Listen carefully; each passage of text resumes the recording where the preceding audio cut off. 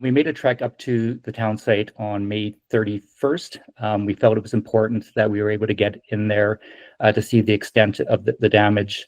The road going in was quite haunting. As we passed Candle Lake, we saw emergency crews starting to prepare for the fire that had been approaching Candle Lake. Past that, we turned onto Highway 927, the final 27-kilometer stretch into our town site. What we saw was haunting, very devastating. There was areas of scorched forest, areas that were completely burnt down to the ground.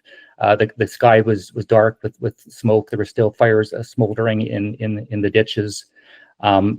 And it was quite horrific to see when we got into the town site itself. Every structure had burned to the ground. There was a pile of metal and concrete, and there was still hot spots. It was quite. We were very careful because a lot of the septic tanks had burned right down to the ground.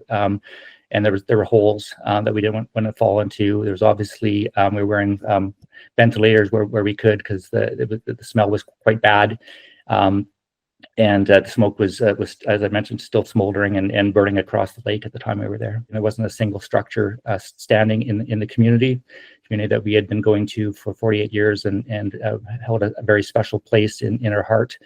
It was absolutely devastating. We went around the community and took pictures of everybody's lot to make sure that they had images, because we didn't think others should be going up there at this time after what we had experienced.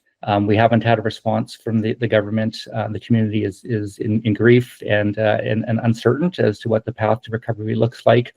And so we're really looking to get some support and some answers so we can start moving ahead.